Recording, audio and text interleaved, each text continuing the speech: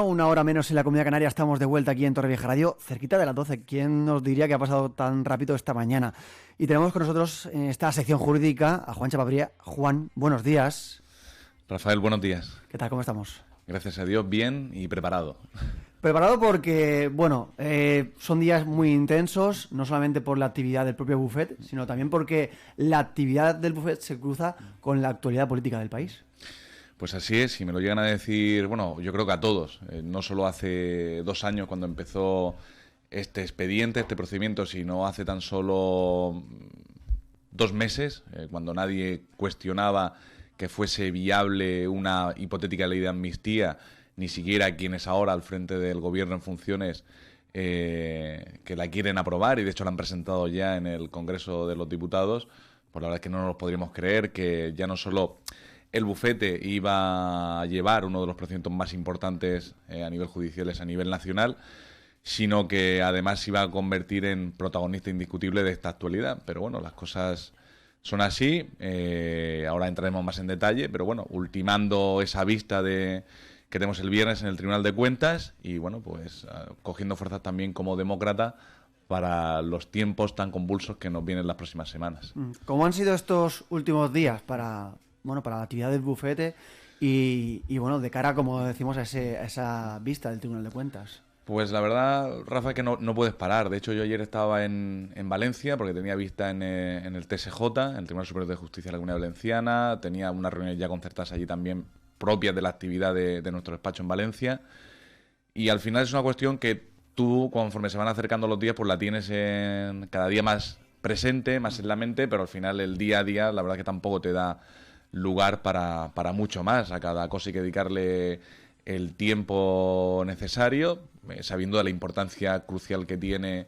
esta vista, porque muy a pesar de lo que a lo mejor algunos de los oyentes, y además legítimamente y muy respetable, puedan pensar de, bueno, pues si al final celebran la vista, pero la ley de amnistía se está tramitando y una de las cuestiones que la propia ley recoge es el devenir, ¿no?, del procedimiento en el Tribunal de Cuentas.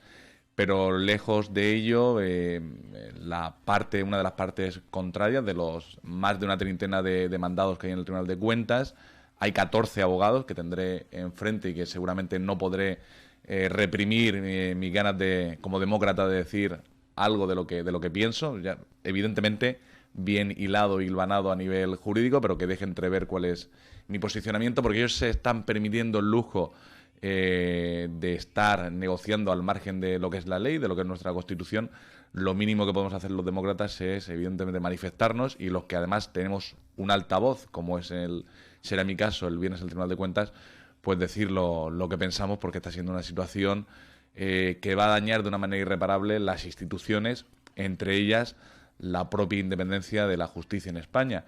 Y yo la verdad es que estoy muy satisfecho y muy contento, porque esto lo introducía diciendo que la semana pasada, jueves, viernes, Gonzalo Boye presentaba, que es el abogado de Carles Puigdemont, presentaba un enésimo recurso solicitando al Tribunal de Cuentas que en vista de esa precisamente tramitación de la ley de amnistía se suspendiera la vista del viernes, y el tribunal muy acertadamente, y en una lucha por lo menos de este tribunal de que se mantenga la independencia judicial hasta el último minuto, hasta que haya un político en nuestro país que por encima del sentir mayoritario y de la historia democrática de nuestro país decida que vamos a dejar de ser una democracia plena y que la administración de justicia se va a tener que subrogar y va a tener que estar al mandato del poder ejecutivo, pues ha decidido evidentemente con mucho criterio y acertadamente que esa vista el próximo viernes se celebre, y evidentemente ahí estaremos exigiendo hasta el último minuto que se respete la ley en nuestro país. ¿Cómo es esto de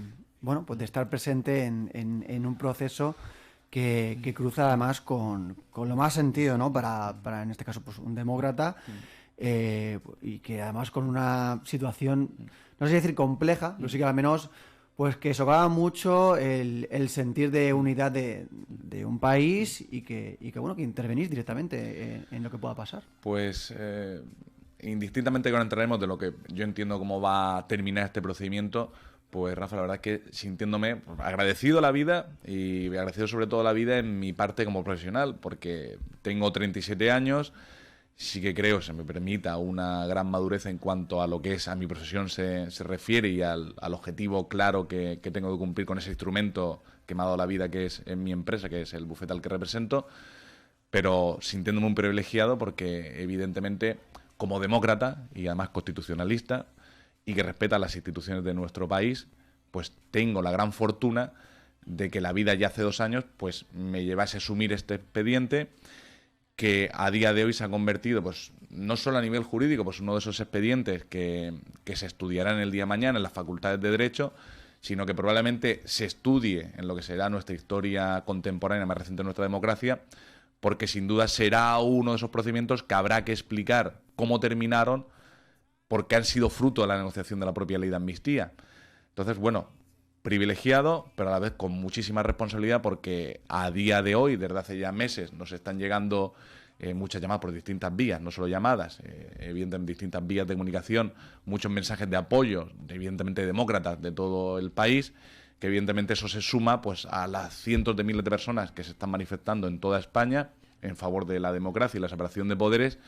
y que a la vez se suma, ¿no?, a los millones que yo creo que somos, es algo que creo que nadie puede poner en duda, pues una mayoría absolutísima de personas que indistintamente de su sesgo político e ideológico, pues lo que quieren es que evidentemente en nuestro país siga imperando pues la división de poderes que todos nos dimos en el 78.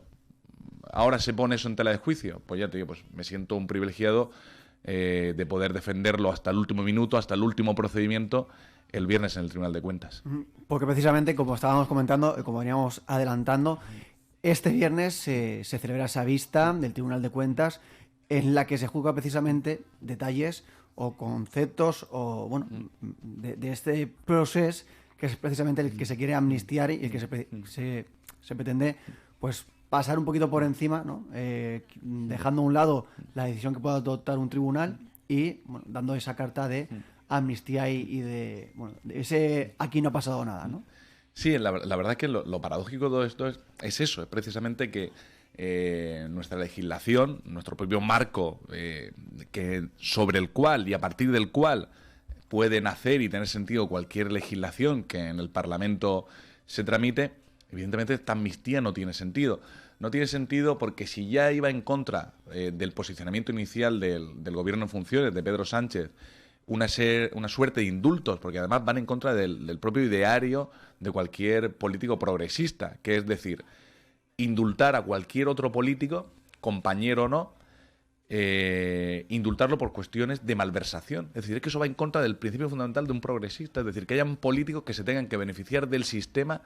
habiendo sido personas que fuera de sus facultades y de las competencias que tenían han destinado fondos para beneficiarse ellos directamente o indirectamente beneficiando a un tercero.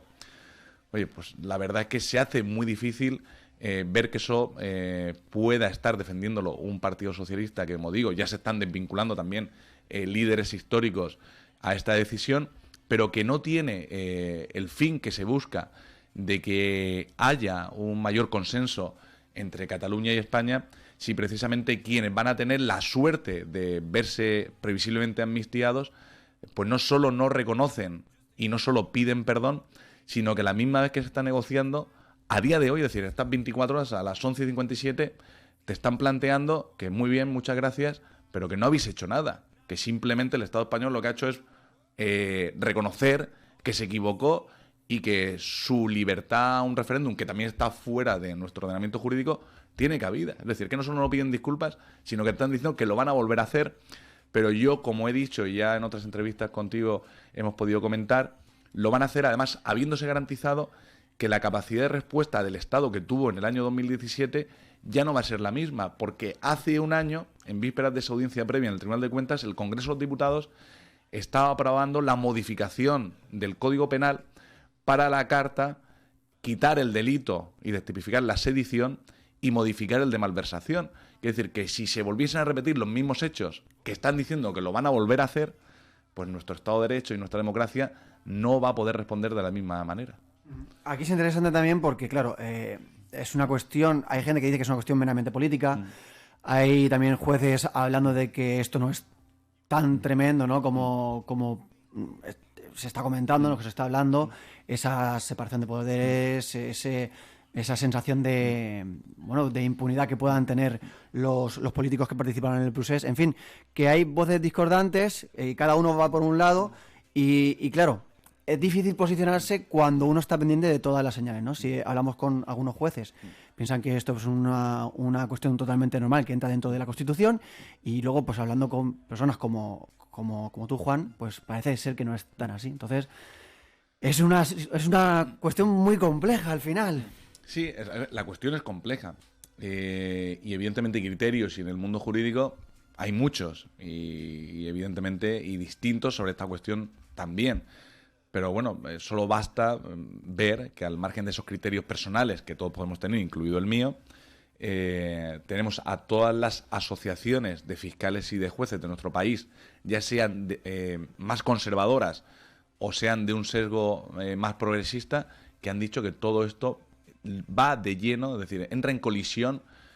con la separación de poderes, con el Estado de Derecho y sobre todo, y lo que es más perjudicial, indistintamente luego de... Es decir, en el día a día nos va a afectar, en el día a día los ciudadanos en general no nos va a afectar más allá de tener un sentir generalizado la sociedad española, y por eso se está manifestando de una manera tan clara y tan notoria, de que evidentemente sí que no existe de pleno una separación de poderes y que el legislativo, y sobre todo el ejecutivo, que no tendría que tener competencias judiciales ninguna, bastantes tiene nuestro sistema, que en algún momento tendremos que, o los responsables, nuestros responsables políticos, todos tendremos o tendrán que verlo, cómo se designan las responsabilidades, sobre todo en el Consejo General del Poder Judicial. Pero evidentemente no hay una separación de poderes cuando la propia ley deja entrever que van a poder haber comisiones en el Congreso de Diputados que van a poder entrar a decir si determinados jueces y fiscales que han llevado procedimientos sobre cuestiones del procés lo han hecho con una clara intención de perseguir de manera injusta y menoscabando los derechos fundamentales de todo político en sus funciones, una persecución del Estado a esos políticos. Eso es lo que no se puede consentir. Esa injerencia, del legislativo, pero sobre todo del ejecutivo, en la independencia del Poder Judicial, es la que sí que hace, más allá del criterio que puedan tener distintos jueces, fiscales, juristas, yo incluido,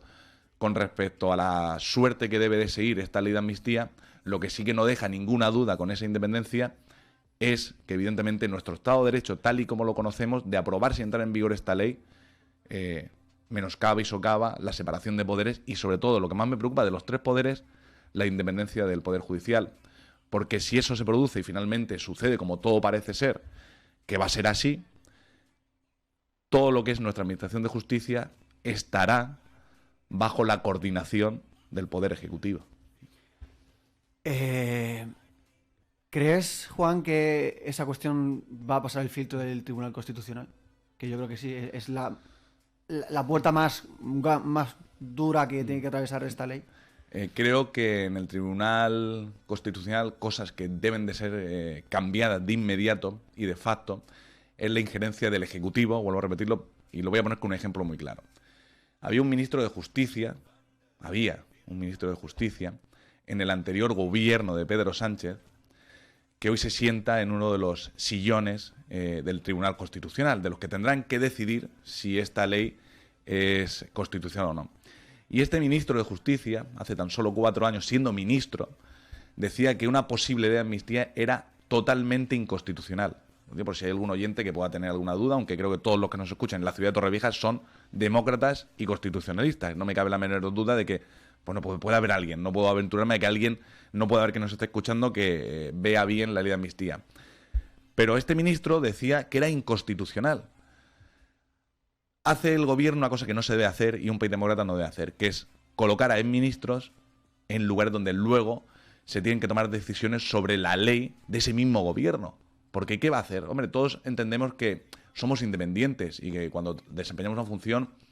evidentemente nuestra integridad está por encima de quien nos ha colocado. Esto lo estoy diciendo con sorna. Lo digo para que a lo mejor si hay algún oyente que no, pues entiendo que no. Entiendo que todo el mundo al final nos debemos a quien en un momento dado pues nos da un cargo, incluso si es en la carrera judicial. ¿Qué quiere decir esto? Que cuando esa ley de amnistía pase, entre otras personas, habrá un exministro socialista colocado por Pedro Sánchez en el Tribunal Constitucional para decirnos al conjunto de los españoles si esa ley es constitucional o no. Pues